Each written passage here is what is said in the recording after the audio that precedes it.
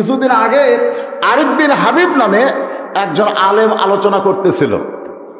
ওই জায়গায় একজন নেতা বসে ওয়াজ শুনছে। ওয়াজ শোনার এক সময় নেতার ধরতে পারে নাই। নেতা মাইকলে বলতেছে, আলেম যেগুলো ওয়াজ করলো সব মিথ্যা ওয়াজ। অথচ উনি প্রত্যেকটি কথার পিছনে কোরআন হাদিসের দলিল দিয়ে ওয়াজ করছেন। তারপরে উনি মিথ্যা কেন বললেন? আরিফ বিন হাবিব বলেছিল যে রাসূল যখন মেরাজে গেছিলেন, মেরাজে যাওয়ার পরে জাহান্নামে গেলে আল্লাহ পাক তাকে দেখালেন সুদখোরের কি অবস্থা, ঘুষখোরের কি অবস্থা, জিনাখোরের কি অবস্থা, বেপরদা নারীর কি অবস্থা। অধিকাংশ নারীকেই রাসূল জাহান্নামে দেখছেন। জোরে কোন কথা ঠিক কিনা?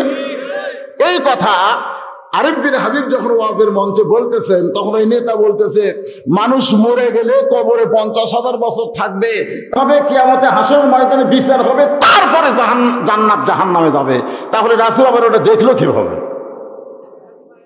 একটা নেতার মাথা কি কাজ করছে? ও এখন জনগণকে বলতেছে কোন ঠিক, জনগণ বলতেছে আমরা কি বলবো, বক্তার কথাও ঠিক কইছি, এখন নেতার কথা কি কই? এতদিন তো শুনছি মানুষ মরে গেলে কবরে 50,000 বছর থাকবে, তারপরে সেখান থেকে কিয়ামত ইসলামের সিংহায় ফুৎকার দিলে হাসরের ময়দান আল্লাহ বিচার করবে। আমল নামাজের ডান হাতে সে হাসতে হাসতে জান্নাতে যাবে, আমল নামাজের বাম হাতে কানতে কানতে জাহান্নামে যাবে। তাহলে এখনো কিয়ামতই হয় নাই, বিচারও হয় নাই, তাহলে নবী জান্নাতে জাহান্নাম কি দেখলো রে? এগুলো কি বানোয়াট নাকি? যদি কোন নাস্তিক আপনাদের প্রশ্ন করে নিচে খেয়ার উপরে সামিয়ানা, এইটা যদি রিয়াজুল জান্নাহ হয়, তাহলে জান্নাত খুব একটা ভালো না। কারণ বাগান দেখলেই তো বেহেশত বোঝা যায়। আপনার বলেন তো, এখনই যদি বৃষ্টির পানি পড়ে আপনার কি থাকবেন? আমি যতই বলি বেহেশতের বাগান, তখন আপনারা বলেন ভালো লাগতেছে না। কেন বেহেশতের বাগান ছাড়া কোথায় যাবো? বাড়ির যাবো। তার মানে বোঝা গেল মুখে মুখে বেহেশতের বাগান আমরা বলি, অন্তরে মেনে নেই নাই। যদি মেনে নিতাম, বৃষ্টি কেন বোমা পড়লো আমরা এই জায়গা ছাড়তাম না। জোরে কোন কথা ঠিক ছাড়তাম না। আপনারা মানেন বা না মানেন, এই জাতির শ্রেষ্ঠ সন্তান, মুসলিম জাতির শ্রেষ্ঠ সন্তান কারা? বাঙালি জাতির শ্রেষ্ঠ সন্তান হলো মুক্তিযোদ্ধারা, ঠিক কিনা বলেন? হ্যাঁ, তার মধ্যে আসল আছে, ভুয়াও আছে। আছে না? নেই? ভুয়া ভুয়া অনেক আছে। মাস গেলে 20,000 টাকা সরকার বেতন দেয়, বোঝেন না? অনেক ভুয়া বাড়াইছে। তো যাই হোক, বাঙালি জাতির শ্রেষ্ঠ সন্তান মুক্তিযোদ্ধা, আর মুসলিম জাতির শ্রেষ্ঠ সন্তান হলো আলেম ওলামা। আপনারা মানেন বা না মানেন, এইটা আল্লাহ মেনেছে। কে মেনেছে? আল্লাহ। আল্লাহ পবিত্র কোরআনে তদন্ত করেছে যে আমার বান্দা সময়ের ভিতরে সবচাইতে আমি আল্লাহকে বেশি ভয় করে কারা। এটা আল্লাহ তদন্ত করে দেখেছে। ইন্নামা ইয়াখশাল্লাহ মিন ইবাদিহিল উলামা। সুবহানাল্লাহ বলবেন না? আল্লাহর তদন্তে আলেম বান্দারা আল্লাহকে বেশি ভয় করে, আর বাংলাদেশের তদন্তে আলেম বান্দাদের হাতে হ্যান্ডকাপ পরে। ওরকম কথা ঠিক কিনা? হাই রে বাংলাদেশ! এই দেশে যে হাতের সঙ্গে মুসাফা করার জন্য হাজার হাজার মানুষ দাঁড়ায় থাকে, সে হাতে হ্যান্ডকাপ লাগায় ফেরত নিয়ে যায়। মিথ্যা দোষ দেয় আলেমেরা, এটা করে এটা করে, কিছুই করে না। কারণ আল্লাহর তদন্তের উপরে কোনো তদন্ত চলবে না। আল্লাহ বলেছেন, এটা আমার কথা না আল্লাহর কথা। কথাটা আর একবার শোনেন, ইন্নামা ইয়াখশাল্লাহ মিন ইবাদিহিল উলামা। বান্দা সময়ের মধ্যে আল্লাহকে বেশি ভয় করে কারা? ওলামা মানে আলেমদের বহু বচন, আলেম বান্দারা। আলেম বান্দারা নারী নির্যাতন করে, আলেমরা লুটতরাজ করে, আলেমরা মানুষ খুন করে। এই কথা যারা বলে, এই কথা যারা বলে, এরকম বলার লোক আছে না নাই? যেরকম আছে না নাই? আমি তাদেরকে বলি, যাদেরকে তোমরা মিথ্যা তহমত দিয়ে জেলের মধ্যে আটকায় রাখছ, চুরি করছে, এ করছে, সে করছে। মামুনুল হক নাকি একটা মিনি ব্যাগ চুরি করছে। মামুনুল হক, যা ঢাকায় জাগার পরিমাণ কয়েকশো কোটি টাকা, তা একটা মিনি ব্যাগ চুরি করবে, একটা মোবাইল চুরি করবে? এই যে মিথ্যা অপবাদ দিয়া জেলের মধ্যে রাইখা মনে করতেছ তাদের সম্মান কমতেছে, তা কিন্তু না, বরং তাদের ছাইরা দিয়া দেখো আগে হচ্ছিল 50, এখন হবে 5 লাখ। জোরে কোন কথা ঠিক? এটা হলো আসল কথা। আল্লাহ নবী বলেছেন, আল উলামাউ ওয়ারাসাতুল আম্বিয়া, আলেমরা হচ্ছে নবীদের ওয়ারিস। যারা সুবহানাল্লাহ কইলেন না তারা মনে হয় নবীর উম্মত না। এ কথা কি আমার কথা না নবীর কথা? তাহলে নবীর কথার সাথে আমরা একমত না দ্বিমত? আলেমরা হচ্ছে নবীদের ওয়ারিস। আপনারা মানুষ না, আপনারা হচ্ছেন আল্লাহর বান্দা। সুবহানাল্লাহ। আচ্ছা, মানুষ আর আল্লাহর বান্দার মধ্যে তফাৎ কি? আদমকে আল্লাহ জান্নাতে মানুষ হিসাবে রাখছিলেন। জোরে কোন কি হিসাবে রাখছিলেন? মানুষ হিসাবে জান্নাতে রেখে বললেন, ওয়ালা তাকরাবাহা, ওয়ালা তাকরাবাহা শাজারাত, ওয়ালা তাকরাবাহা হাযিস শাজারাতা ফাতাকুনা মিনাজ জালিমিন, ওয়ালা তাকরাবা হাযিস শাজারাতা ফাতাকুনা মিনাজ জালিমিন। ওই গাছের কাছে যাইও না, ওই গাছের কাছে যাইও না। ওই গাছের কাছে গেলে কি হবে? জালেমদের অন্তর্ভুক্ত হবে। আপনারা বলেন তো, আদম নবী কি জান্নাতে বান্দা হিসেবে গেছিল না মানুষ হিসেবে? আর আমরা যখন জান্নাতে যাব তখন কি মানুষ হিসেবে যাব না বান্দা হিসেবে যাব? বান্দা হিসেবে যাব। আমার সামনে যারা বসে আছেন সকলেই আল্লাহর বান্দা। ফাদখুলি ফি ইবাদি ওয়াদখুলি জান্নাতি। আপনারা কি মনে করতেছেন এই নিচে খেয়ার উপরে সামিয়ানা এইটা আবার কি? সমস্ত বক্তারা বলে রিয়াজুল জান্নাহ, বেহেশতের টুকরা। আচ্ছা, আপনারা যে বেহেশতের টুকরার ভিতরে আছেন এটা কি আপনাদের বিশ্বাস হয়? কথা কয় না, বিশ্বাস হয়? কেমন বিশ্বাস হয়? আপনি ওয়াজ শেষ করে কেউ যদি আপনাকে বলে যে নিচে খেয়ার উপরে সামিয়ানা, এইটা যদি জান্নাতের বাগান হয় তাহলে জান্নাত খুব একটা ভালো না, না এরকম প্রশ্ন যদি কেউ আপনাদেরকে করে, করতেও তো পারে, পারে কি পারে না? পারে না? পারে তো। তো তাহলে আপনারা কি উত্তর দিবেন? এরকম প্রশ্ন আসতেছে কারণ কিছুদিন আগে আরিফ বিন হাবিব নামে একজন আলেম আলোচনা করতেছিল। ওই জায়গায় একজন নেতা বসে ওয়াজ শুনছে। ওয়াজ শোনার এক সময় নেতা ধরতে পারে নাই। নেতা মাইকলে বলতেছে, আলেম যেগুলো ওয়াজ করলো সব মিথ্যা ওয়াজ। অথচ উনি প্রত্যেকটি কথার পিছনে কোরআন হাদিসের দলিল দিয়ে ওয়াজ করছেন। তারপরে উনি মিথ্যা কেন বললেন? আরিফ বিন হাবিব বলেছিল যে রাসূল যখন মেরাজে গেছিলেন, মেরাজে যাওয়ার পরে জাহান্নামে গেলে আল্লাহ পাক তাকে দেখালেন সুদখোরের কি অবস্থা, ঘুষখোরের কি অবস্থা, জিনাখোরের কি অবস্থা, বেপরদা নারীর কি অবস্থা। অধিকাংশ নারীকেই রাসূল জাহান্নামে দেখছেন। যেরকম কথা ঠিক কিনা?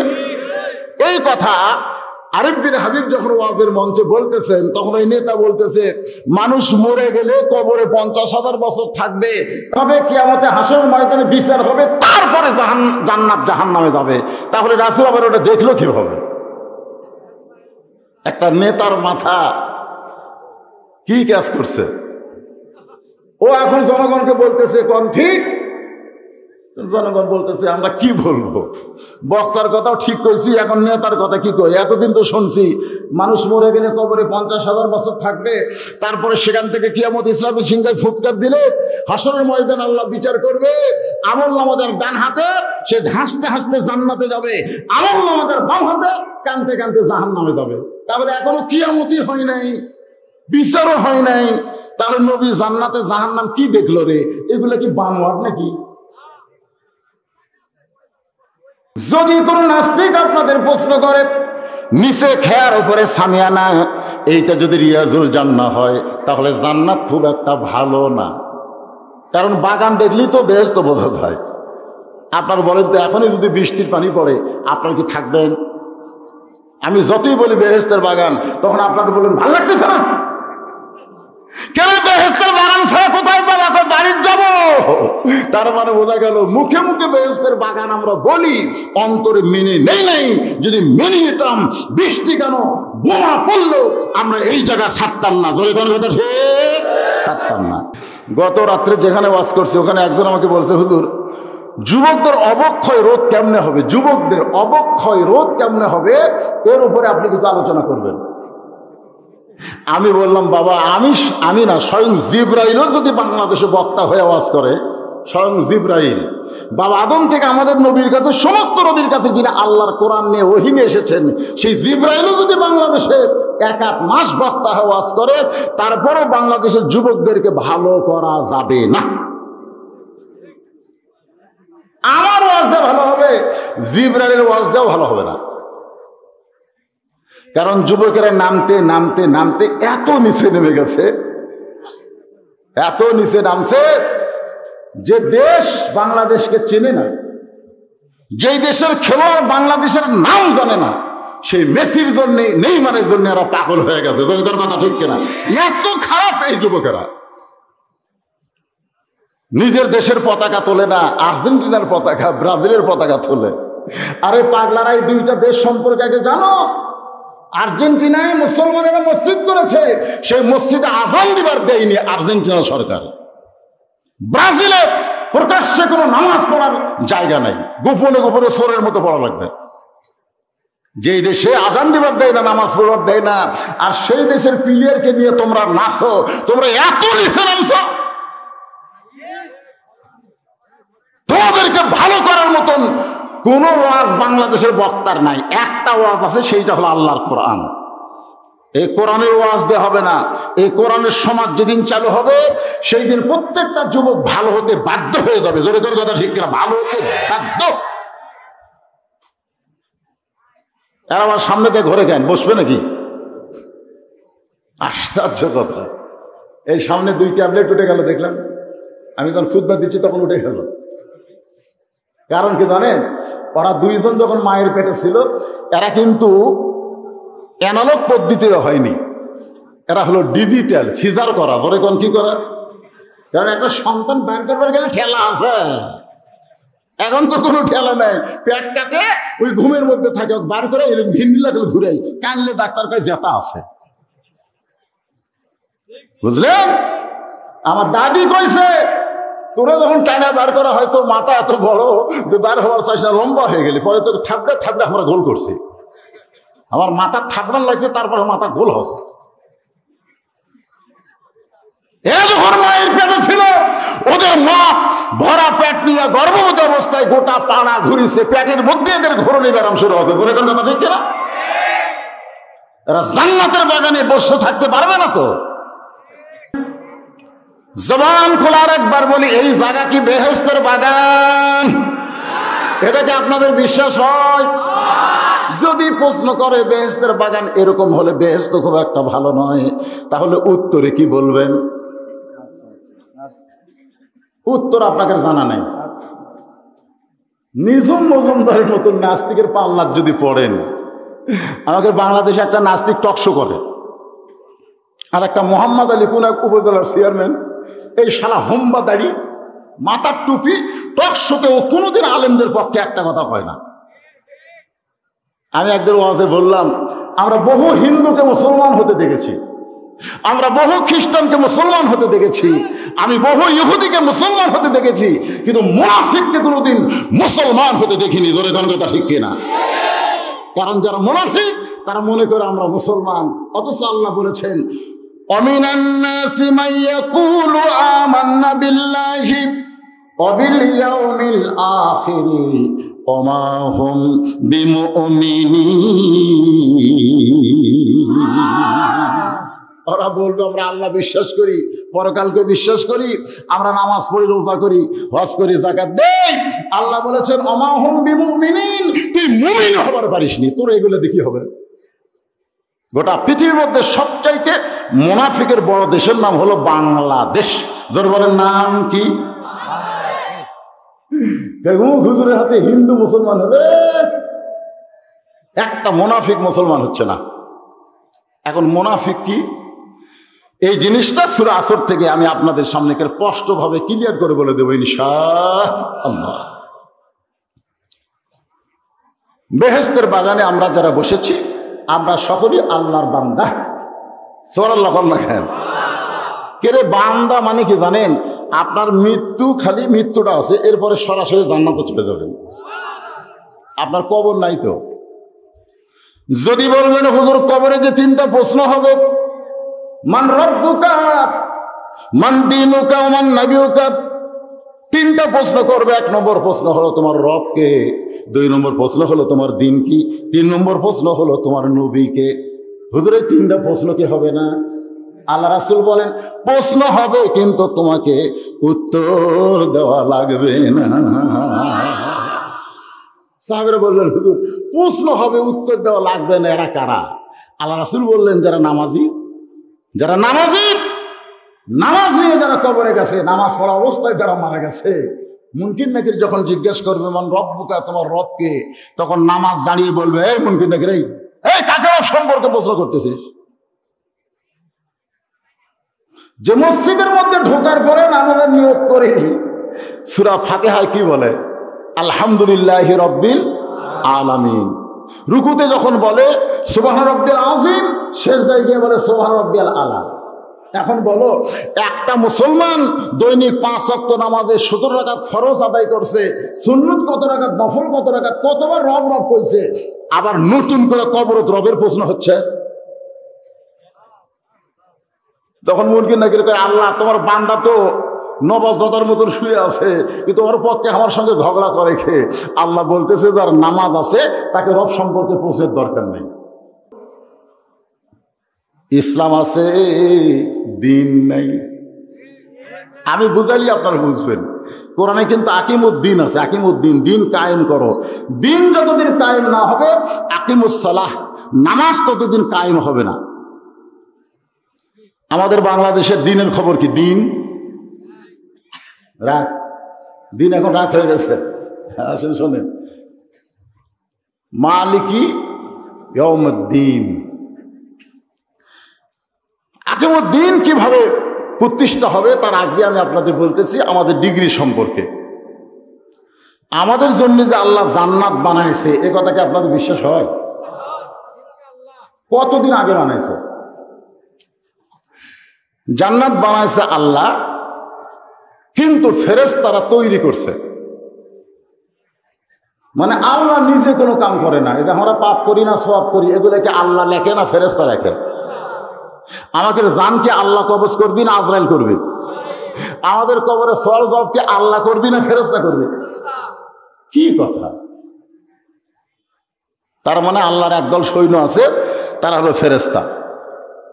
এই ফেরেশতার যিনি সবচাইতে বড় ফেরেশতা জিবরাইল বলতেছে আল্লাহ এত সুন্দর জান্নাত আপনি যেই বান্দাকে দিবেন, এই জান্নাতটা কেমন একটু নিজের চোখে দেখতে পারছে? আল্লাহ বললেন তৈরি করার সময় দেখিসনি? জিবরাইল বলতেছে আল্লাহ খালি তৈরি করেই গেছি, মিস্ত্রি হয়ে, হেড মিস্ত্রি হয়ে, জোগাড়দার সব ফেরেশতা, আমি হলাম হেড মিস্ত্রি, ভালো মতো দেখা হয়নি। আল্লাহ বলতেছে ঠিক আছে, তোমার দরখাস্ত মঞ্জুর করলাম। ফেরেশতা জিবরাইল বলতেছে আলহামদুলিল্লাহ আলহামদুলিল্লাহ। আল্লাহ চাওয়া মাত্রই দরখাস্ত মঞ্জুর হলো। আল্লাহ বলতে জিবরাইল তুমি যদি বলতে জান্নাতে থাকতে চাই তাহলে দরখাস্ত মঞ্জুর করতাম না, কারণ তুমি চাইছো জান্নাত দেখবার চাই, দেখার সুযোগ হবে কিন্তু থাকার জায়গা তোমার জান্নাতে নেই। সুবহানাল্লাহ হবেন না?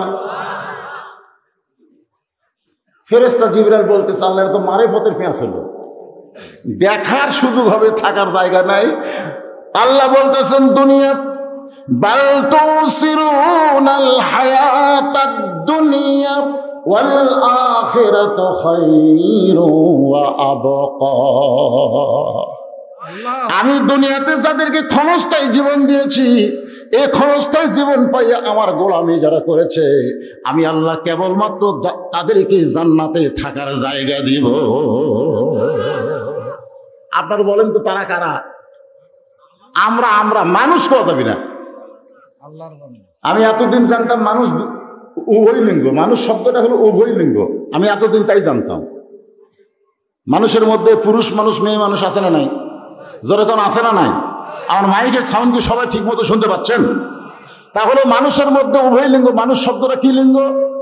উভয় লিঙ্গ। আমি একদিন পুরুষ আর নারী নিয়ে ওয়াজ করতেছি, সাইড থেকে একজন বলতেছে হুজুর 50 বছর পরে বাংলাদেশে নতুন একটা চেয়ারম্যান হচ্ছে, আপনি তাকে চেনেন?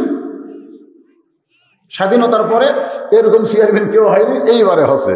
আমি বললাম কে ভাই? বলে হিজড়া চেয়ারম্যান। হিজড়া কোন লিঙ্গ?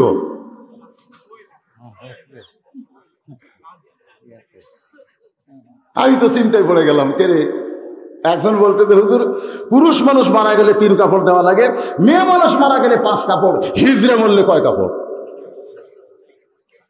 এইরকম প্রশ্ন করবে, উত্তর দেওয়ার জন্য আমি প্রস্তুত ছিলাম না, কিন্তু করতেও তো পারে যে খেয়ার উপরে সামিয়ানা, এইটা জান্নাতের বাগান কেমনে হয় বুঝাই দাও। প্রশ্ন তো করতেও পারে, জোরেকার কথা ঠিক কিনা? করতেও তো পারে। এখানে আল্লাহ বলতেছেন ইন্নাল ইনসানা লাফি খুসর, নিশ্চয় মানুষগুলো ক্ষতির ভিতরে। এই মানুষের মধ্যে পুরুষ আছে, নারী আছে। এখন থেকে বোঝা গেল হিজড়াও, কথা কয় না, হিজড়াও আছে। আপনার বলেন তো হিজড়া কেন হয়? জানেন হিজড়া কেন হয়? আল্লাহ ছেলেও দেয়, মেয়েও দেয়, কিন্তু কোরআন শরীফের কোনো জায়গায় লেখা আছে হিজড়াও দেয়? এ কথা কন না কেন? আল্লাহ কাকু ছেলে দেয়, কাকু মেয়ে দেয়, আবার কাকু ছেলেও দেয়, মেয়েও দেয়, আবার কাকু কিছুই দেয় না, আছে না নাই? যেরকম, কিন্তু এমন কোন আয়াত বার করে পারবেন আল্লাহ হিজড়াও দেয়? আমি চিন্তা করলাম ওই আয়াত নিয়ে গবেষণা করা, যে হিজড়া কেন হলো। তখন আমি উত্তর পেয়ে গেছি। আজকে সেই নতুন উত্তরটা আপনাদের সামনে দিব, আপনারা শুনবেন। কারা কারা একটু আল্লাহ খাদ দেখেন তো দেখি, যারা শুনবেন। আরে নতুন ওয়াজ, লিল্লাহি তাকবীর, হাত নামান, হাত নামান। ভবিষ্যতে যেন হিজড়া বাংলাদেশে জন্ম না হয়, এ চেষ্টা আমাদের করার দরকার আছে না নাই? দরকার আছে না? কঠিন কপাল খারাপ এই হিজড়া যারা, এদের ভাগ্য খুব খারাপ। এরা সবসময় নিজের কপালকে দোষ দেয় যে আমার ভাগ্য খারাপ। আসলে ভাগ্য হিজড়ার খারাপ না, ওর বাপ মার কারণে ওর এমন জন্ম হয়েছে। জোরে কথা ঠিক। আজকে এখানে পুরুষও আছে, নারীও আছে।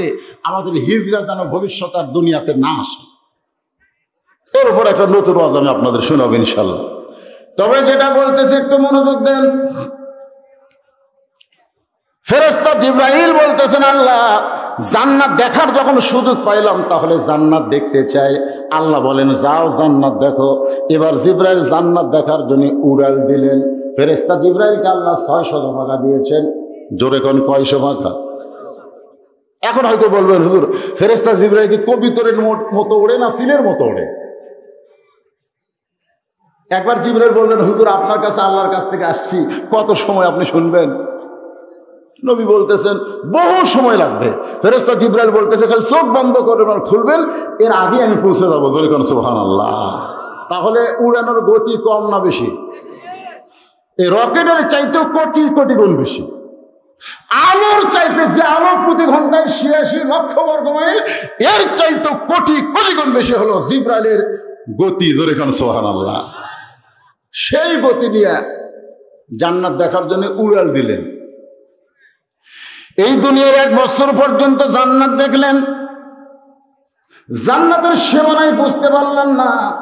ফেরেশতা জিবরাইল উড়াল দিয়ে জান্নাত দেখা বন্ধ করে বললেন আল্লাহ এত বড় জান্নাত দুনিয়ার 1 বছর ধরে দেখতেছি, এখন পর্যন্ত জান্নাতের সীমানায় যাওয়ার পারলাম না। আল্লাহ ডাকতে বলে জিবরাইল 1 বছর ধরে তুমি জান্নাত দেখলে, যদি জান্নাত হয় 16 আনা, তুমি সবে মাত্র দেখেছো তার 1 আনা। জান্নাত যদি হয় 16 আনা, তুমি দেখছো কয় আনা? ফেরেশতা জিবরাইল কয় আর দেখবো না। আল্লাহ রাগ করছে নাকি? না, রাগ না, লাভ কি? ফেরেশতা জিবরাইল বলতেছে আর দেখবো না, লাভ কি? পরের জায়গা আমার দেখে লাভ কি? যখন পরের জমি, পরের জায়গা, ঘর বানায় আমি রই, আমি কিন্তু জমির মালিক নই। ফেরেশতা জিবরাইল বললেন, যেই জান্নাত তোমার বান্দা থাকবে সেই জান্নাত আমার দেখে লাভ কি? আল্লাহ বলতেছে, বুঝলি কিন্তু 1 বছর পর। কয় বছর পর? আমরাও কিন্তু বুঝবো এই দুনিয়া আমাদের আপন নয়, এই দুনিয়া হলো আমাদের পর। কয় বছর পর? মরার পর না রে পাগলা, মরার সময়। একের মরার সময় আপনাকে আল্লাহ সব দেখাবে। وَأَنْفِقُوا مِمَّا رَزَقْنَاكُمْ مِنْ قَبْلِ أَنْ يَأْتِيَ أَحَدَكُمُ الْمَوْتُ فَيَقُولَ رَبِّي لَوْلَا أَخَّرْتَنِي إِلَى أَجَلٍ قَرِيبٍ। আল্লাহ বলতেছেন, বার হ জিবরাইল, বার হ। জিবরাইল বলতেছে, আল্লাহ জান্নাত থেকে বার হবো, তার আগে একটা প্রশ্ন। আল্লাহকে কি প্রশ্ন? বলে, যেই বান্দার জন্য আপনি এত বড় জান্নাত বানালেন, আমার 600 পাকা থাকার পরেও, পৃথিবীর সবচেয়ে দ্রুত গতি আমার থাকার পরেও আমি 1 বছর দেখলাম কয় আনা, আর ওর তো পাকা টাকা কিছু নেই, তারা হেঁটে 1 কিলোমিটার যাবে। আর সেই বান্দার জন্য এত বড় জান্নাত খামাখা বানাইলেন। এই জান্নাতকে আপনার বান্দারা কোনোদিন দেখে শেষ করতে পারবে? আল্লাহ বলতে, জিবরাইল, আমার বান্দা সম্পর্কে তোর ধারণা কি? জিবরাইল চমকে উঠছে। আল্লাহ বলতেছে, আমার বান্দা সম্পর্কে তোমার ধারণা কি? জিবরাইল চমকে উঠছে কেন? কারণ আমাদের বাবার কদমে কিন্তু ওই জিবরাইল সেজদা দিছে। সুবহানাল্লাহ। উসজুদু লিআদামা, উসজুদু লিআদাম, আদমকে সেজদা কর। আল্লাহ বলে, জিবরাইল, এত বড় জান্নাত আমার বান্দারা কেমনে দেখবে? যদি জানবার চাও তাহলে আগামী জুমার দিনে যখন মুয়াজ্জিন মসজিদে জুমার নামাজের আজান দিবে, আজান দেওয়ার সঙ্গে সঙ্গে যে মুসল্লি মসজিদের মধ্যে ঢুকবে, সেই মুসল্লিকে জিজ্ঞাসা করলেই তোমাকে বলবে, এত বড় জান্নাত আমার বান্দারা কেমনে দেখবে। আপনারা বলেন, এই কথার দ্বারা আল্লাহ আমাদের দাম কমালেন না বাড়ালেন? সেই বান্দাদেরকে আমি অন্তরের অন্তঃস্থল থেকে শুভেচ্ছা জ্ঞাপন করছি। আমার সম্মানিতা মায়েরা, ফেরেশতা কিন্তু হাওয়াকে সেজদা করে নাই, আদমকে সেজদা করেছে। যেরকম ঠিক এ কথা কন না কেন? আচ্ছা, যখন আদমকে ফেরেশতারা সেজদা করছিল তখন হাওয়া কোথায় ছিল? ছিল।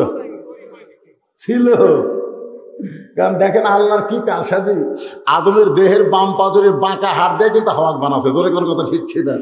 যদি অন্য কোনো জায়গা থেকে মাটিটা টেনে হাওয়ারে বানাইতো তাহলে কিন্তু সেজদার মধ্যে হাওয়া পড়তো না। কিন্তু রে বাবা, একটি গন্ধ মেরে লাগিয়া আল্লাহ বানাইছে দুনিয়া, আদম খাওলো, হাওয়া খাইলো, ইবলিস শয়তান মনের আশা ফুরাইলো। এরকম গান আছে না? এরকম একটা গান আছে। একটা গন্ধমের জন্য আল্লাহ দুনিয়া বানায়নি ভাইজান। দুনিয়া কি জন্য বানাইছে? এই সূরা আসরের মধ্যে শুনলেই বুঝতে পারবেন আল্লাহ কেন রাগ করে বললেন।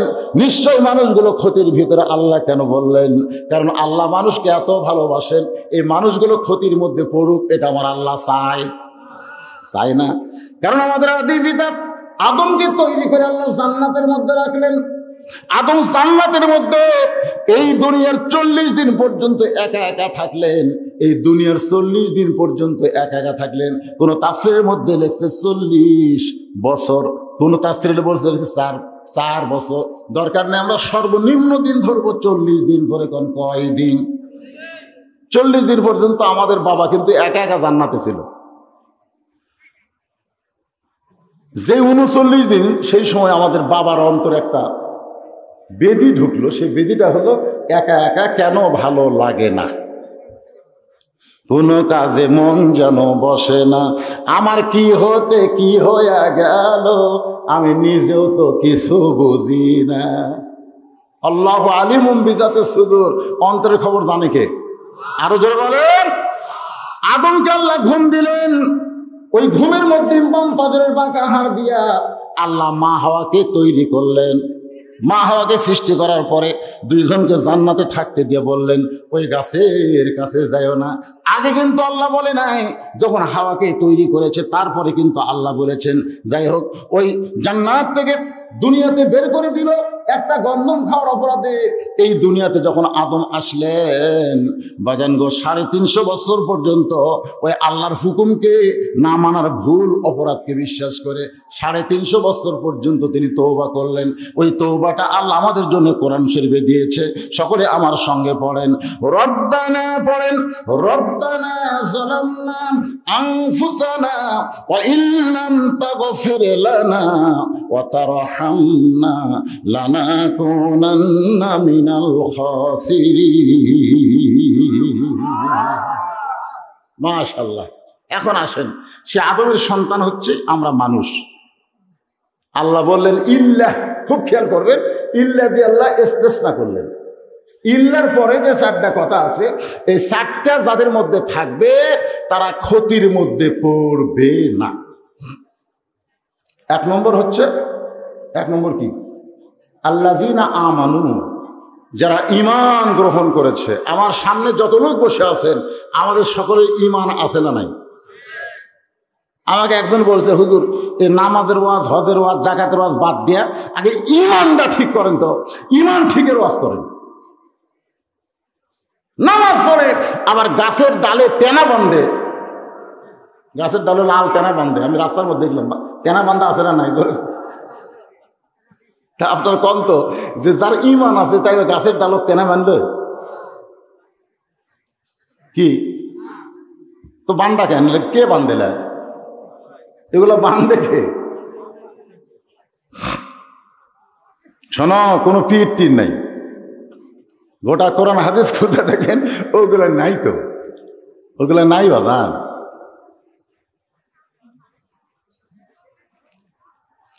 তো এখন যেই কথার 1 নম্বর হলো ঈমান, জোরে করে 1 নম্বর কি? একটু সবাই জবান খুলে বলেন, কারণ ফেরেশতা আছে না নাই? জান্নাতের বাগান অসংখ্য ফেরেশতা আপনাদের কথাগুলো যেন রেকর্ড করে। 1 নম্বর কি? সাহাবারা জিজ্ঞাসা করলেন, রাসূলুল্লাহ ঈমান কি? আল্লাহ রাসূল বললেন, ইকরার বিল লিসান, জবানে বলতে হবে। কদ্দুর পর্যন্ত? লা ইলাহা ইল্লাল্লাহু মুহাম্মাদুর রাসূলুল্লাহ সাল্লাল্লাহু আলাইহি। এটা জবানে বলা লাগবে, এটা না বললে হবে? রাসূল বললেন তাসদিক বিল জানান, যেটা জবানে বললে ওইটা কলিজার মধ্যে জায়গা দেওয়া লাগবে, অন্য কোনো জায়গা দিলে হবে না। তোমার দেহের সবচাইতে দামি জায়গা হলো কলিজা। ধরে বলেন নাম কি? এই কলিজার মধ্যে ঈমানকে সেট করা লাগবে। 3 নম্বর হলো আমল বিল আরকান, শুধু কলিজার মধ্যে জায়গা দিলে হবে না, ওই ঈমান অনুযায়ী আমল করা লাগবে। আপনারা বলেন তো, ঈমান গ্রহণ করার পরে 1 নম্বর আমল কি? এই দেখেন, আপনারা বুঝতে পারছেন। এই জন্য আল্লাহ বললেন ওয়া আমিলুস সালিহাত। 1 নম্বর নেক আমল হলো নামাজ। আপনি যদি হজ না করেন আপনি বেঈমান হবেন না, যাকাত যদি না দেন আপনি বেঈমান হবেন না, রোজা যদি না করেন আপনি বেঈমান কিন্তু হবেন না। কিন্তু রাসূল বললেন লা সালাত আলা ঈমানা, যার নামাজ নাই তার ঈমান নাই। লা সালাত আলা দীনা, যার নামাজ নাই তার কোনো ধর্ম নাই। আল্লাহ রাসূল বললেন বাইনাল আবদি ওয়াল কুফরি তারকুস সালাত, বান্দার কাফেরের মধ্যে পৃথক করার জিনিসটার নামই হলো নামাজ। যার নামাজ আছে সে হলো আল্লাহর বান্দা, সে হলো জান্নাতি। হাসরের ময়দানে অনেক দানবীর, অনেক রোজাদার, অনেক হাজী সাহেবকে আল্লাহ জান্নাত দিবে। যাও, তোমাদের নেক আমলের কারণে তোমাদের জান্নাত দিয়ে দিলাম। আর তখন দৌড়ে জান্নাতের কাছে যাবে, যাই দেখবে জান্নাতের দরজার বিশাল একটা তালা।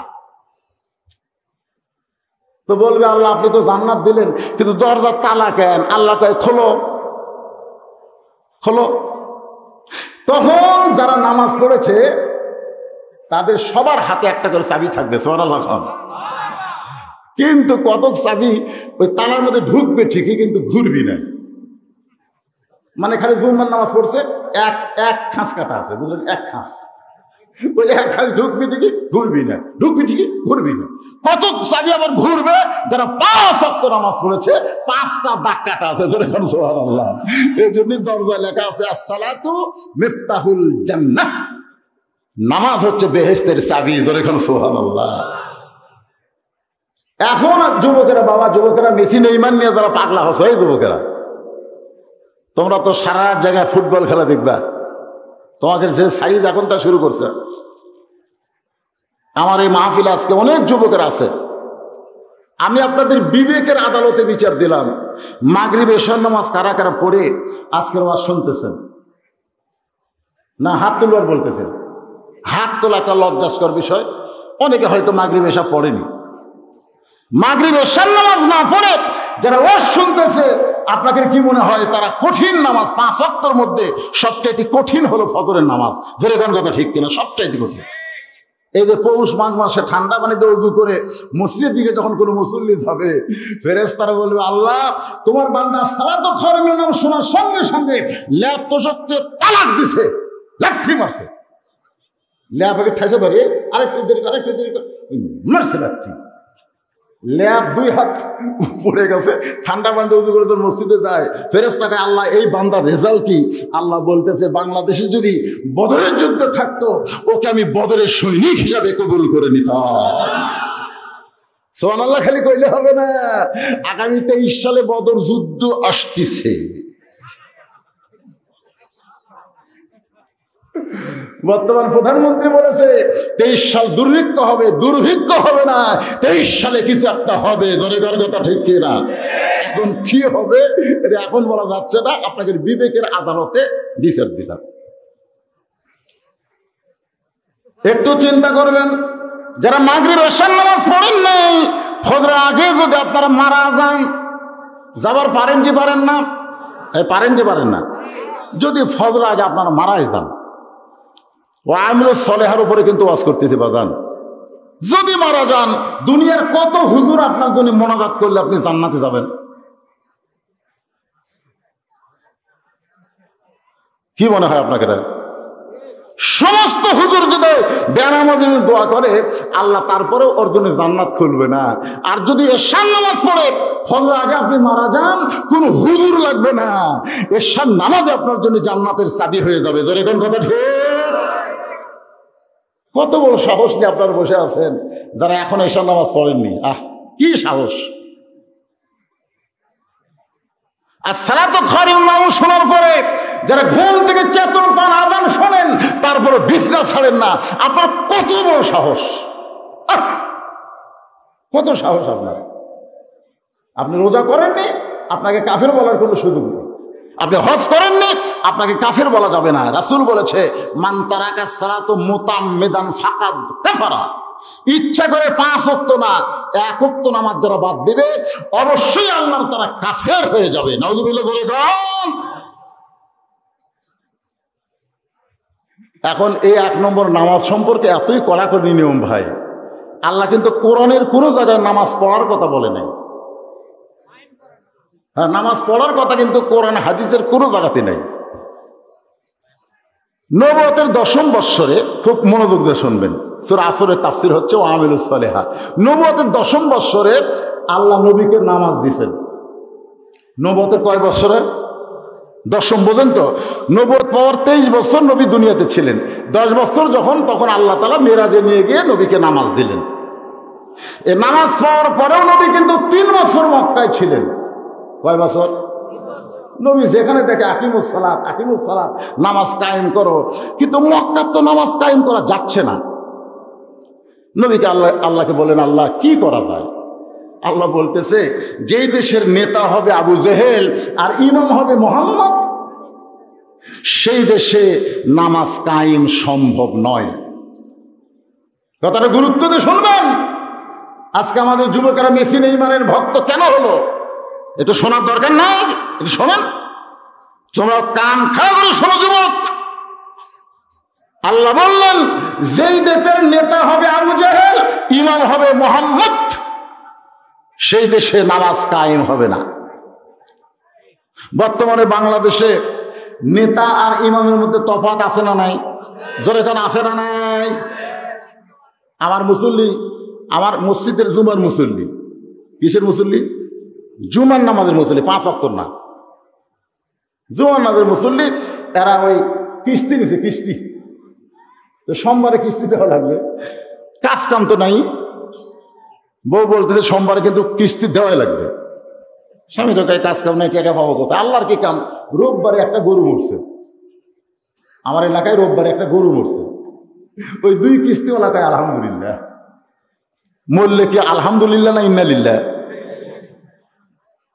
ওরা 2 জন আলহামদুলিল্লাহ হয়ে যায়। ওই মরা গরুর চামড়া খুলিছে। মরা গরুর কি খুলিছে? এখন তো চামড়ার দাম নেই। চামড়ার দাম আছে? চামড়ার জুতার কথা কয় না, চামড়ার ব্যাগের, চামড়ার মিনি ব্যাগের। আপনারা বলুন তো, চামড়ার দাম নেই অথচ চামড়ার ব্যাগের দাম আছে, চামড়ার জুতার দাম আছে। এটা কি? আরে আমাদের বাংলাদেশের 3 দিকে যে একটা দেশ ঘিরে আছে, সেই দেশের নাম জানে? বর্তমান সরকার ক্ষমতায় আসার আগে যে সকল সরকার ছিল তাদের সময় চামড়ার দাম কম ছিল না বেশি ছিল? কথা হক কথাটা জোরে বলবেন। হক সূরা আসরের মধ্যে হক কথার কথা আছে না নাই? জোরে বলেন, দাম কম ছিল না বেশি ছিল? তেলের দাম কম ছিল না বেশি ছিল? গোস্তের দাম কম ছিল না বেশি ছিল?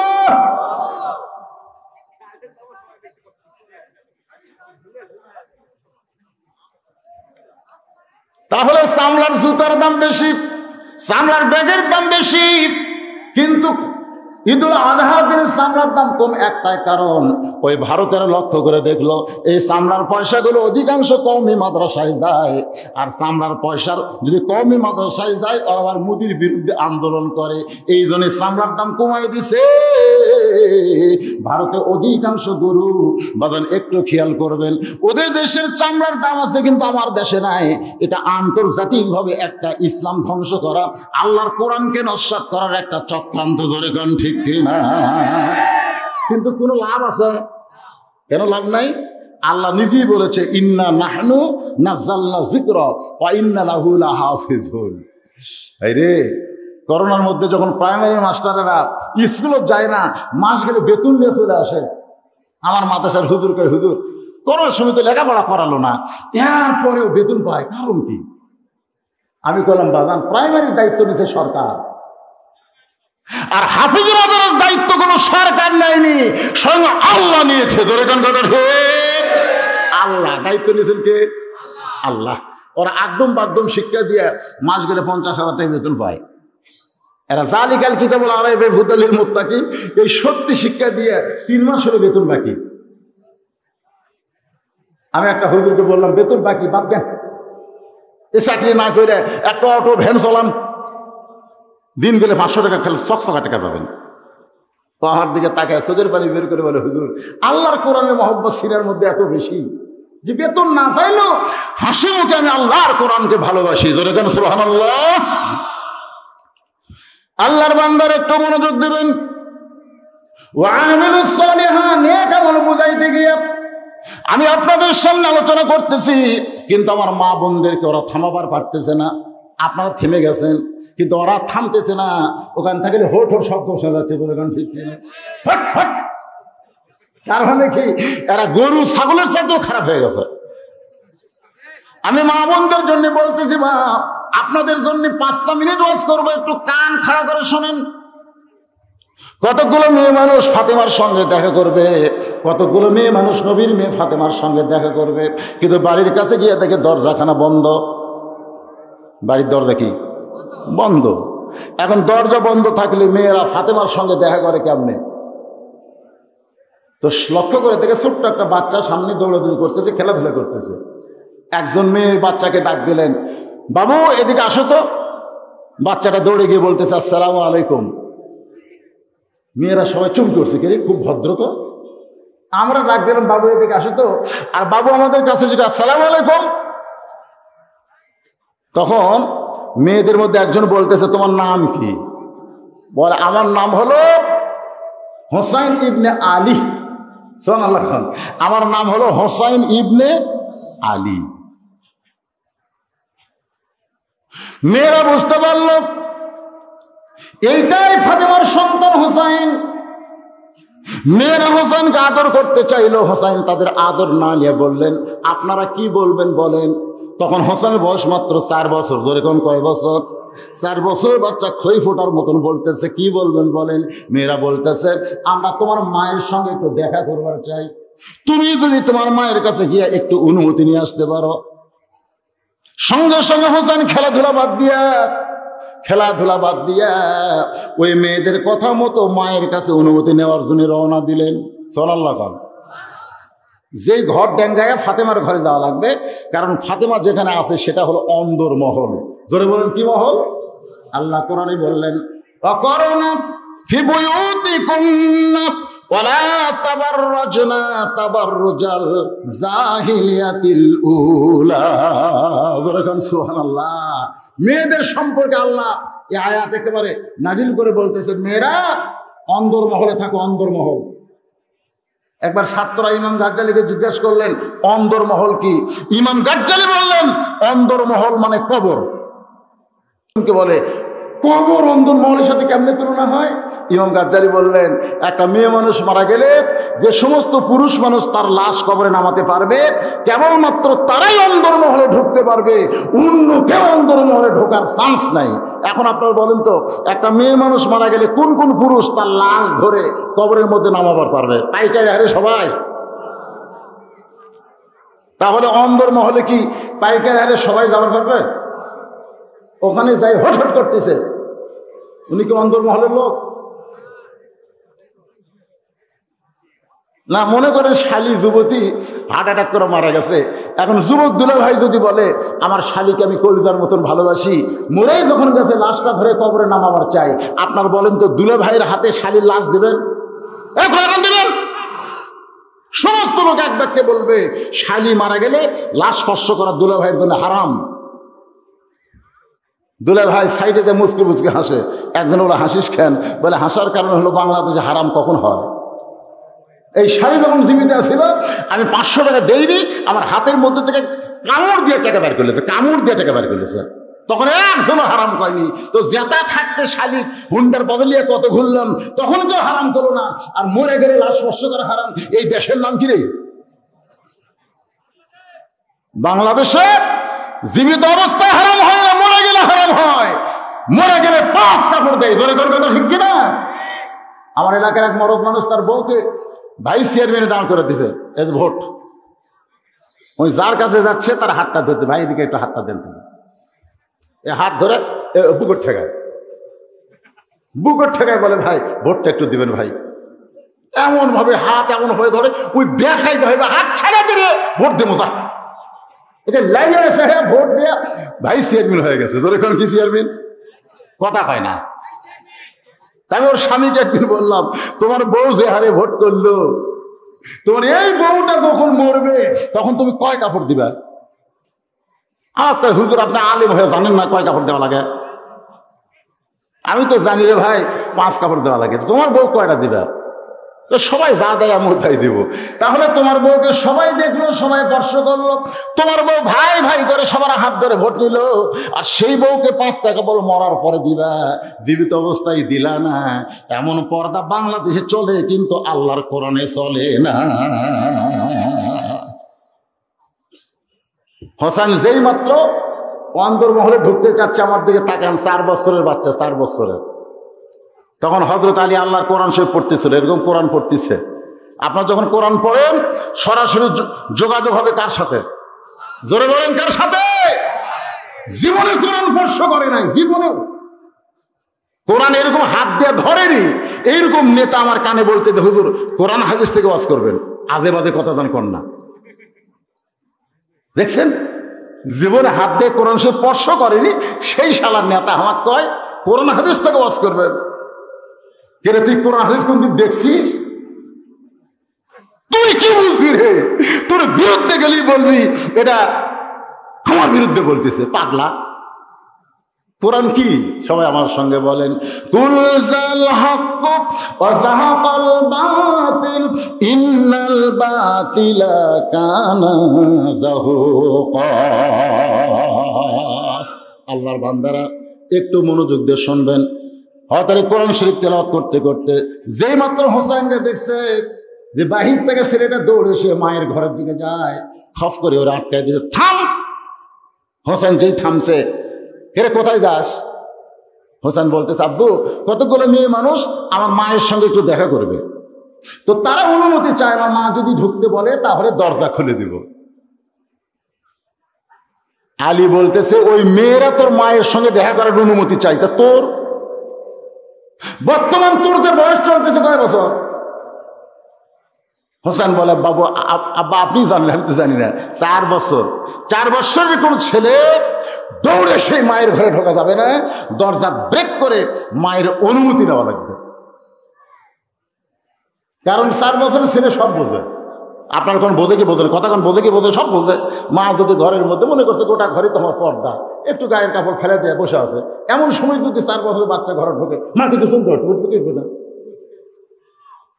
এই জন্য হযরত আলী বলতেছে, হোসেন মেয়েদের জন্য তোর মায়ের কাছে ঢোকার অনুমতি রাখে, তোর অনুমতি দরকার। তুই ঢুকতে পারবি কিনা আগে সেই অনুমতি লে। সুবহানাল্লাহ। এ মায়েরা শোনেন, বাবা যদি মেয়ের কাছে যাইতে চায়, মেয়ে যদি বড় হয়, মেয়ের অনুমতি ছাড়া বাবা মেয়ের ঘরে ঢুকতে পারবে না। জোরে কোন কথা ঠিক কি না? ছেলে যদি বড় হয়, মায়ের অনুমতি ছাড়া ছেলে মায়ের ঘরে ঢুকতে পারবে না। শুধু একজন ব্যক্তি ঢুকতে কোনো অনুমতি লাগবে না। আলী বলতেন, হোসেন সেই ব্যক্তি হলাম আমি ঢুকতে কোনো অনুমতি লাগবে না, বরং তুই বস, আমি তোর মায়ের কাছে যাবার চাই। যেরকম সুবহানাল্লাহ। হোসেনকে বসে দিয়ে হযরত আলী এবার ফাতেমার কাছে অন্দরমহলের দরজায়, যেই মাত্র অন্দরমহলের দরজায় সঙ্গে সঙ্গে হযরত আলী তাকায় দেখে ঘরের ভিতরে ফাতেমা বাম হাতে এরকম জাঁতা ঘুরাচ্ছে আর ডান হাতে আল্লাহর কোরআন তেলাওয়াত করতেছে। বাম হাতে কি ঘুরায়? জাঁতা ঘুরাই, আর ডান হাতে আল্লাহর কোরআন তেলাওয়াত করতেছে। আলী আসমানের দিকে তাকায় বলতেছে, আল্লাহ আল্লাহ, তুমি আমার ঘরে সম্পদ দেওনি, তুমি আমার ঘরে ধন দৌলত দেওনি, কিন্তু এমন একজন বিবি পাইছি যে ভাঙ্গা ঘরের মধ্যে থাকার কারণে আমার ঘরটাই যেন জান্নাত হয়ে গেছে। সুবহানাল্লাহ, সুবহানাল্লাহ। এটা কে বলতে পারে? আর আমরা ঘরের মধ্যে এসে ঢুকে দেখি জাঁতা ঘুরেন, কোরআন পড়া, হিন্দু করে স্টার জলসা জি বাংলা বাঁচতেছে। তোর কথা ঠিক করো। তখন আপনার বলা দরকার, আল্লাহ এটা কি দিল? আল্লাহ আমার দুনিয়ার জান্নাতকে তো জাহান্নাম বানায় দিয়েছে। তোর কথা ঠিক কিনা? আজকে অধিকাংশ বউয়ের কারণে আপনি জাহান্নামে যাবেন, অধিকাংশ বউ। যেরকম হাওয়ার কারণে আদমকে জান্নাত থেকে দুনিয়াতে আসা লাগছে, এর কে কারণে আমাকে জান্নাত আমরা পাবো না। জোরে কোন কথা ঠিক কিনা? এখন কি কথা বন্ধ হচ্ছে? এখনো বন্ধ হয়নি না, একেবারে বন্ধ। সুবহানাল্লাহ, সুবহানাল্লাহ। হযরত আলী দরজায় গিয়ে তাকায় দেখে কি দেখতেছে? কি দেখতেছে? বাম হাতে জাঁতা ঘুরাই আর ডান হাতে আল্লাহর কোরআনের কয়েকটা আয়াত তেলাওয়াত করতেছে। সঙ্গে সঙ্গে হযরত আলী আল্লাহর কোরআন থেকে তেলাওয়াত করলেন, রব্বানা পড়েন, রব্বানা আতিনা ফিদ দুনিয়া হাসানাতাও ওয়া ফিল আখিরাতি হাসানা ওয়া কিনা আযাবান্নার। সঙ্গে সঙ্গে ফাতেমা যে আয়াত তেলাওয়াত করছে হযরত আলী, সঙ্গে সঙ্গে ফাতেমা জাঁতা ঘুরান বন্ধ, কোরআন তেলাওয়াত করা বন্ধ। জাঁতা ঘুরানো বন্ধ, কোরআন তেলাওয়াত করা বন্ধ। স্বামীর সামনে এসে বলতেছে, আসসালামু আলাইকুম। আলী বলতেছে চমকে ওঠে, ওয়ালাইকুম আসসালাম। বইয়ের কথা মনে আছে? কোরআন তেলাওয়াত করা বাদ দিয়ে অন্দরমহলে ঢুকে আলী বলতেছেন, ফাতেমা তুমি জাঁতা ঘুরানো বন্ধ করতে পারো, কিন্তু আল্লাহ কোরআন তেলাওয়াত বন্ধ করলে কেন? ফাতেমা বলতেছে, স্বামী আমার বাবা আল্লাহর নবী বলেছেন, আল্লাহর পরে কাউকে যদি সেজদা দেওয়ার হুকুম থাকতো তাহলে প্রত্যেকটা বিবিকে বলতাম স্বামীর পায়ে সেজদা করো। এই কথার দ্বারা নবী বুঝাইলেন আল্লাহ ছাড়া কাউকে সেজদা দেওয়া যাবে না। কিন্তু একজন বিবির কাছে স্বামী হলেন আল্লাহর পরেই। ধরে কেন সুবহানাল্লাহ। বউ যদি নফল নামাজ পড়ে, শোনেন, বউ যদি নফল নামাজ পড়ে আর স্বামী যদি বউকে ডাকে রহিমা, সঙ্গে সঙ্গে নামাজ বাদ দিয়ে বলে কি কর, কি বলেন, কি জনাব, কি স্যার। হ্যাঁ, নামাজের থেকে উত্তর দেওয়া লাগবে নফল হলে। শুধু ফরজ নামাজ যদি নিয়ত করে তখন নামাজ কমপ্লিট করে তাড়াতাড়ি স্বামীর কাছে আসতে হবে। কিন্তু নফল সুন্নত যাই থাক এগুলো একটাও চলবি না, আগে স্বামীর ডাকের উত্তর দেওয়া লাগবে। বা তা কর না একেবারে, আপনাদের পক্ষে আওয়াজ হচ্ছে তাও কথা কর না কেন?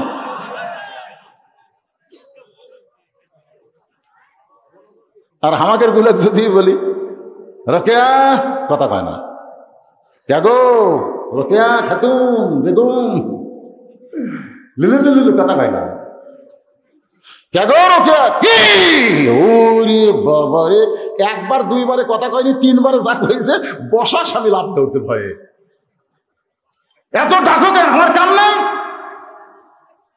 কি কাম? বলে কাপড় খাসতেছি, তরকারি করতেছি, আমার কাম নাই। আল্লাহ ইসলাম বলেছে কোনো কাম তোর নাই, একটাই কাম, স্বামী ডাকা মাত্র স্বামীর কাছে হাজির হওয়া। সুবহানাল্লাহ। কোনো কাম নাই, কিসের কাম রে? ফাতেমা বলতেছে কিসের জাতা ঘুরেন আর কিসের কোরআন তেলাওয়াত?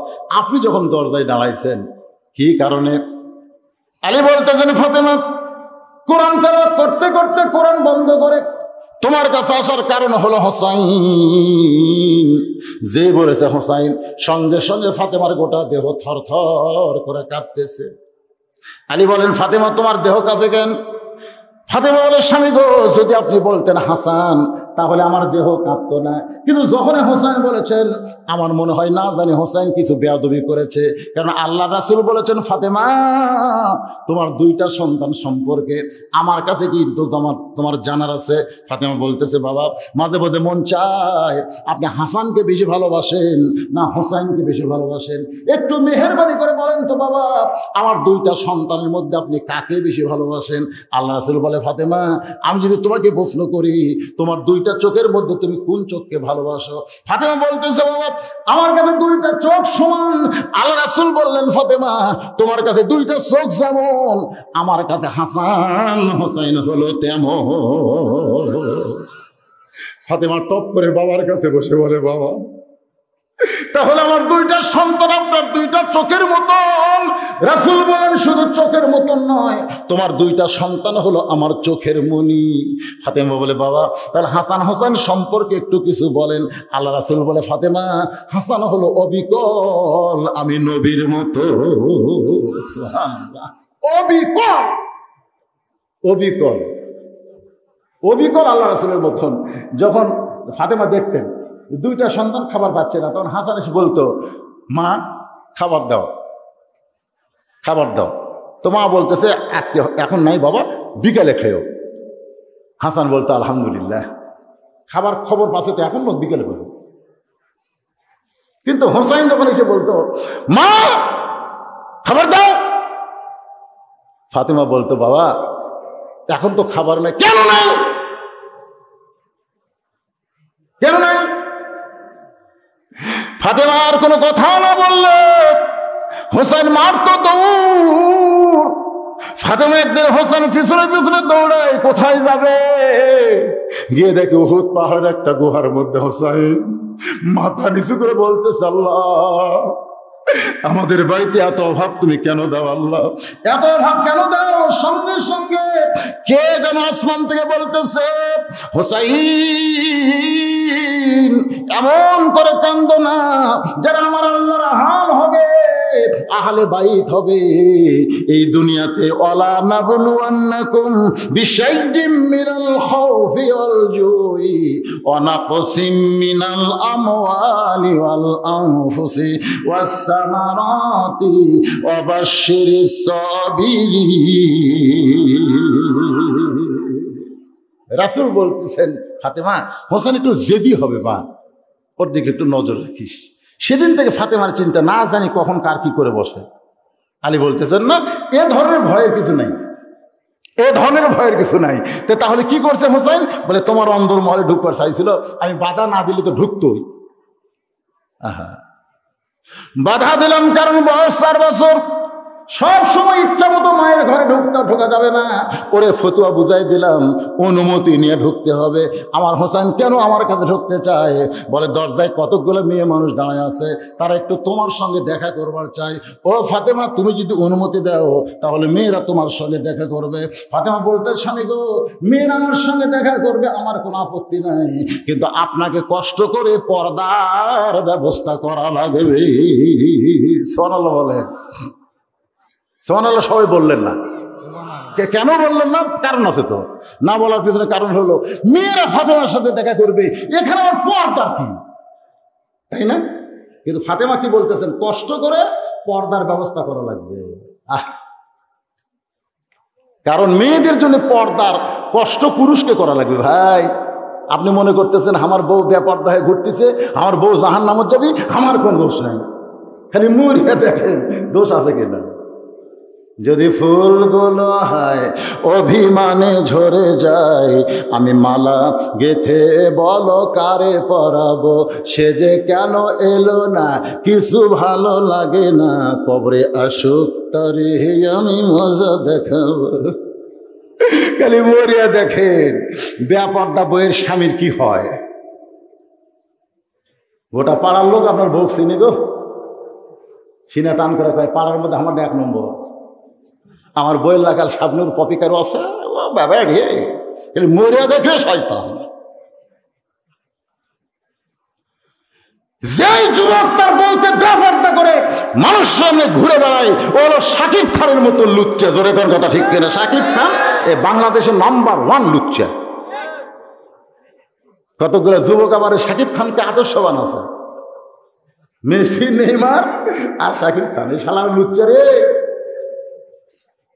এমন লুচ্চা লুচ্চা। আমাদের বগুড়ার জামাই হলো, একটা হিন্দু মেয়েকে মুসলমান বিয়ে করলো, করুক। আবার শুনলাম বুবলি কান্তিছে, ওক নাকি একটা দিছে। আবার একটা ছোট্ট হালের ছোট মেয়ে কয়েকদিন আগে পূজা সেরি ছোট্ট বাচ্চার পাঠ করলো, ও বলতেছে আমারও পেট বড় করে দিছে। একটা সাংবাদিক এই লুচ্চার কাছে যায় না রে। আর মামুনুল হক দৌলিয়ে ঘুরতেছে রিসোর্টে, একজন সাংবাদিক বলে এটা যে আপনার আসল বউ, তার কাবিন আছে। আলেমদের বউ সাথে থাকলে কাবিন তালাশ করিস, আর বিয়ে হওয়া বাচ্চার জন্ম দিল আর বাপকে তার তালাশ আজ পর্যন্ত হচ্ছে না। জোরে কোন কথা ঠিক কিনা? কথা কন না কেন মুসলমান? কথা কন। খালি কথা না বলার কারণে আজকে 80 টাকার তেল 200 টাকা গেল। গল্প মারতেছে ইউক্রেন রাশিয়ার যুদ্ধ লাগছে। ইউক্রেন রাশিয়ার যুদ্ধ না, দেশতি যুদ্ধ লাগবে। জোরে কোন কথা ঠিক? দেশ যুদ্ধ লাগবে। কারেন্ট পোকা যে হারে ধান খাতে ভাই, কাটিয়া বলছি তো হুজুর, আমরা মনে করছিলাম 16-17 মন হারে হবে, কিন্তু 13 মন 12 মন করে হয়। কাটা হলো 4,500। কামলার খরচ আছে না নাই? জোরে জন আছে না নাই? হায় হায়, এখন বেশ পেরে যায়, চাউলের দাম বেশি, যারা কিনা খায়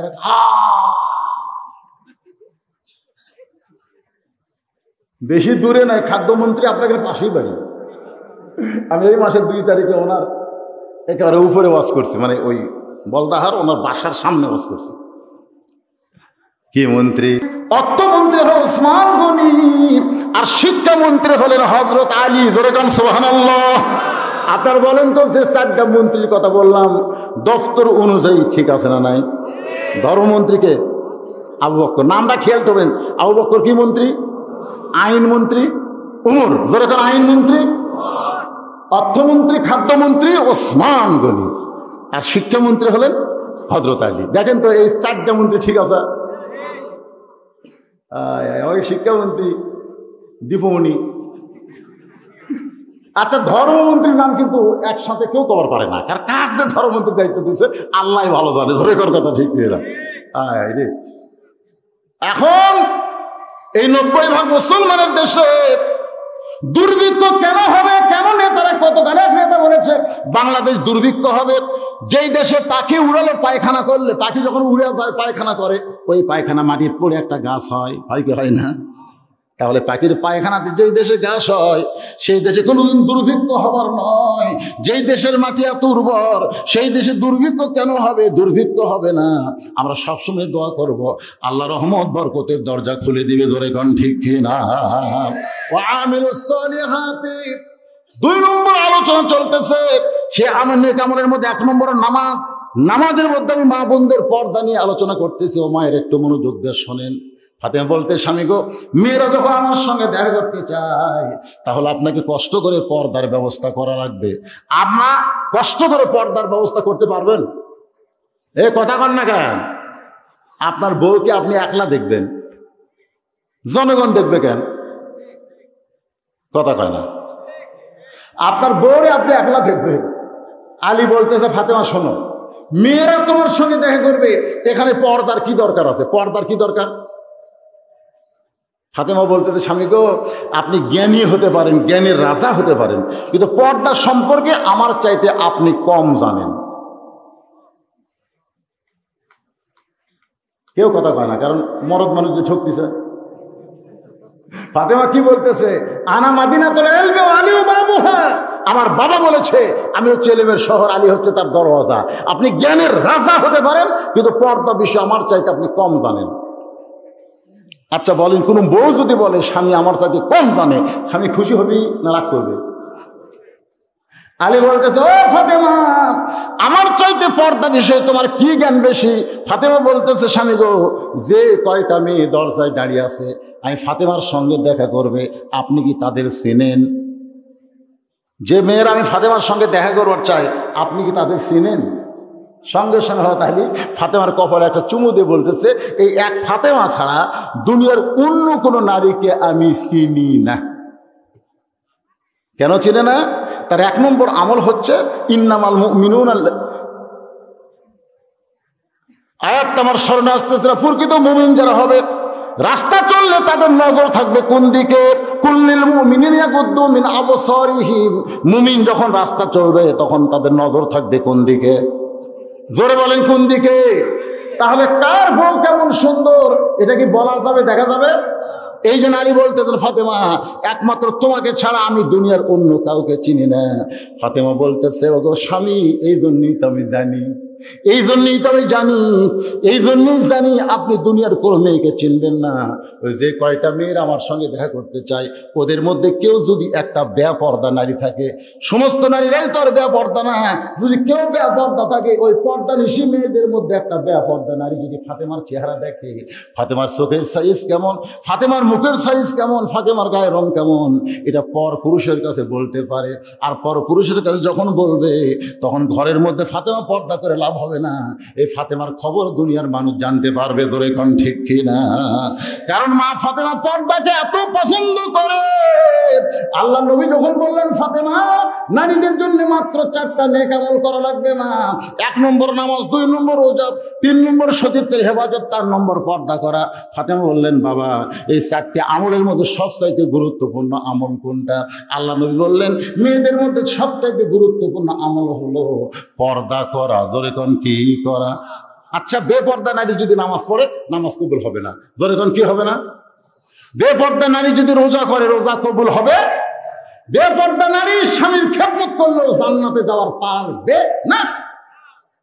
এই জন্য রাসূল বললেন, মেয়েদের 4টা আমলের মধ্যে সবচাইতে গুরুত্বপূর্ণ আমল হলো পর্দা, আর পুরুষের আমলের মধ্যে সবচাইতে গুরুত্বপূর্ণ আমল হলো নামাজ। খুব খেয়াল করবেন, নারীদের 1 নম্বর আমল কি? আমার কথা কি ঠিক মতো আপনারা শুনতে পাচ্ছেন? তাহলে হোহা করতেছেন না কেন? তখন ফাতেমা এসে রাসূলকে বললেন, বাবা, আজ থেকে আমি পর্দার মধ্যে ঢুকে গেলাম, আজ থেকে পর্দার মধ্যে। ফাতেমা কিন্তু বুখারী পড়েন, মুসলিম পড়েন, তারপরে যত হাদিসের কিতাব আছে সমস্ত হাদিসের কিতাব পড়েন, মা ফাতেমা থেকে কোনো হাদিস বর্ণিত হয়েছে একটা হাদিসও পাওয়া যাবে না। অথচ মা আয়েশা থেকে হাজার হাজার হাদিস বর্ণিত হয়েছে। অথচ রাসূল আয়েশা সম্পর্কে বলে নাই, ফাতেমা সম্পর্কে বলেছেন, সাইদাতুন নিসায়ে আহলিল জান্নাহ, সাইদাতুন নিসায়ে আহলিল জান্নাহ, খাতুনুল জান্নাত ফাতেমাতুজ জোহরা। জোরে কোন সুবহানাল্লাহ। আয়েশা কিন্তু হজ করেছে, অথচ মা ফাতেমা হজ করেনি। অথচ সেই ফাতেমাকে খাতুনে জান্নাত দেওয়ার কারণ একটাই মাত্র কারণ, সে কারণটার নাম হলো পর্দা। জোরে বলেন নাম কি? গভীর রাতে হযরত আলী জান্নাতুল বাকির মধ্যে ফাতেমাকে দাফন করে আল্লাহকে যখন বলতেছে, আল্লাহ আল্লাহ ফাতেমা আমার পর্দানিশী বিবি ছিল, ফাতেমার প্রতি তুমি খুশি হয়ে যাও। এই দোয়া করে যেই মাত্র তাকাইছে সামনে কয়েকটা পুরাতন কবর দেখা যায়। এই মাত্র ফাতেমার কবর দিলাম, সেই কবরটা গেল কোন জায়গায়? ফাতেমার কবর, ফাতেমার কবর। আলী যখন কান্দে এমন সময় কে যেন বলতেছে, আলী রে কিয়ামত পর্যন্ত চেষ্টা করলে আর ফাতেমার কবর কেউ দেখতে পারবে না। আমি আল্লাহ ফাতেমার পর্দাকে কবুল করে তার কবরকেও পর্দা করে দিলাম। সুবহানাল্লাহ করে কোন মায়েরে আপনাদের ওয়াজ শেষ। আর কোনো ওয়াজ আমার মা বোনদের জন্য আজকে করবো না, কারণ বাপজানের আমার বসে আছে, অধৈর্য হচ্ছে, অনেক রাত হয়ে যাচ্ছে। আলহামদুলিল্লাহ। ওয়া আমিলুস সালিহা, ওটা বসা বন্ধ করো, ওয়াজ তো চলবি। অথবা সাবিল হক অথবা সাবিল সবর, এই দুইটা সাবজেক্টের উপর ওয়াজ না শুনলে মুসলমান হয়ে মরতে পারবে না। মরবেন ঠিকই, কিন্তু মুসলমান হয়ে মরা যাবে না। ওয়া আমিলুস সালিহার নামাজের ওয়াজ করতে আপনাদের অবস্থা খারাপ, কারণ যারা মাগরিব এশা নামাজ পড়েনি এর খবর কি? যেমন নামাজ পড়েন, ফজর পড়বো না, হুজুর যে ওয়াজ ধরলো নামাজের, বেজার হচ্ছেন? আমি একটা কথা কিন্তু হেন্স দিয়েছি, নেক আমলের মধ্যে একটা আমল কি? এই যে প্রাইমারি চালাবে কে? সরকার। ধরে কোন প্রাইমারি চালাবে কে? আর এই মাদ্রাসা চালাবে কে? এখানে কি বললো যে অমুকে কিছু দিছে, অমুকে কিছু দিছে, অমুকে কিছু দিছে। আমার চেয়ারম্যান সাহেব বললো না কথা, কন দিছে কি? দিছে।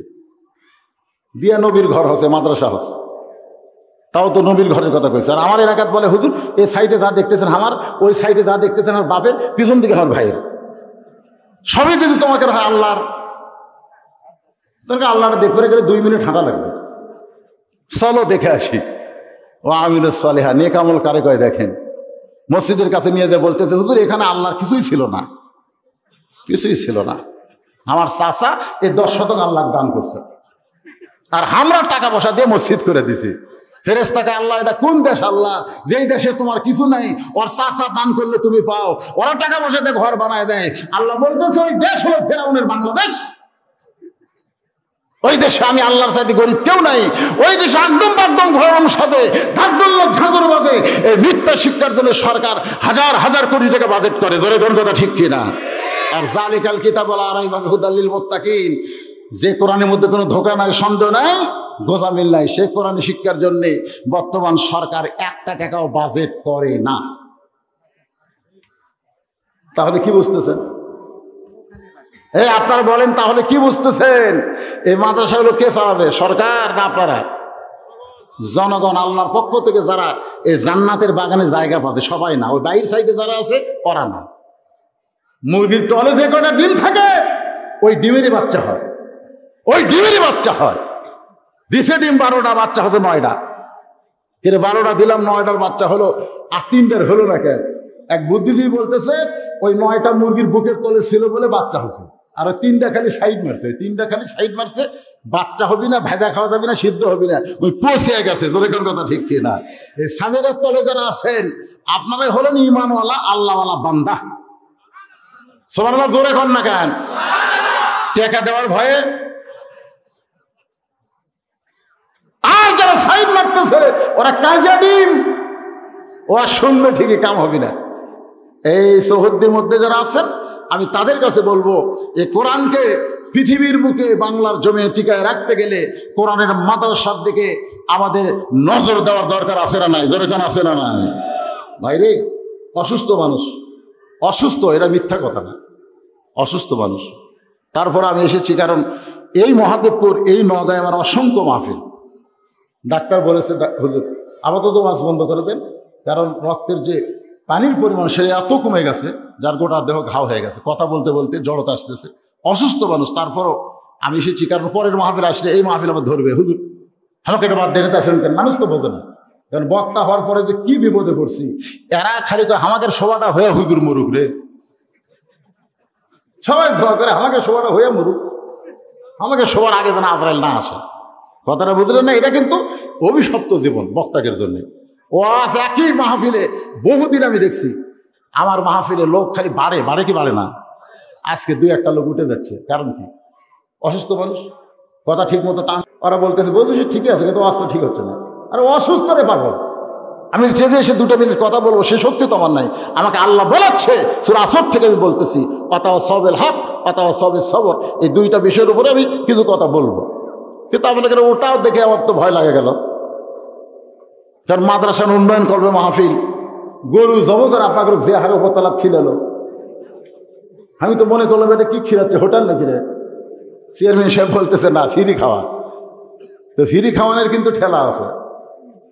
শেখ সাদি রহমতুল্লাহ আলাই এক হোটেল দেখবার গিয়ে দেয়, দেখে মানুষ খালি ঢুকতেছে কিন্তু বার হয় না।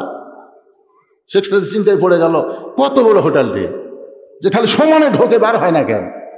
পরে কাছে যায় দেখে লেখা আছে এই হোটেলে যে যা পারেন খান, 1 টাকাও দেওয়া লাগবে না। শেখ সাদি ভাবতেছে মাশাআল্লাহ, তাই তো লোক সমানে ঢুকতেছে কিন্তু বার হয় না কেন। তো উনি আর ওখানে থাকলেন না, উনি হোটেল ঘুরে আরেক দরজা যায়, দেখেন ওখানে লেখা আছে পিটন খাওয়ার দরজা। যখন কি খাওয়ার দরজা? পিটন খাওয়ার দরজা। যেই লোকগুলো ঢুকতেছে ওরা পিটন খাওয়ার দরজা কেউ দেখেনি, খালি ফ্রি খাওয়ার দরজা দেখে সমানে ঢুকে যা ইচ্ছা তাই খাচ্ছে, গোস্ত মাছ যা পাচ্ছে সমানে খাচ্ছে। কিন্তু খাওয়ার পরে বের হওয়ার দরজা একটু দারোয়ান খাওয়া আছে, দারোয়ান বার হওয়ার সময় আর এরকম ঘাট ধরে এক চড় মারে, ঘিন্নি লাগে, ঘুরতে ঘুরতে ঘুরতে ঘুরতে ঘুরতে যা খাইছে সব বমি করে। শেখ সাদি কইলো লাভ কি হলো? পেট ভরে খাইলো, চর খায় বমি করলো, লাভটা কি হলো? লাভটা মার খাওয়া হলো। আল্লাহ শেখ সাদি একবার ফ্রি খাওয়ার দরজা, একবার পিটন খাওয়ার দরজা, এই 2 দরজা দেখতে দেখতে এক সময় তার পেটে ক্ষুধা লাগছে। পেটে কি লাগছে? ক্ষুধা লাগছে। এবার ফ্রি খাওয়ার দরজা দিয়ে ঢুকতেছে আর মনে মনে ভাবতেছে আমি একলা ঢুকবো না, আমার সঙ্গে আমার নবীকে নিয়ে ঢুকবো। সুবহানাল্লাহ। আচ্ছা তুমি শেখ সাদি, তোমার কত আগে নবী চলে গেছে, তুমি সেই নবীরে কোথায় পাবা? শেখ সাদি বলতেছে আমি খাওয়ার আগে ক্ষুধাকে 3 ভাগ করব। কয় ভাগ? 1 ভাগ খাদ্য খামো, 1 ভাগ পানি পান করবো, আর 1 ভাগ ফাঁকা খামো।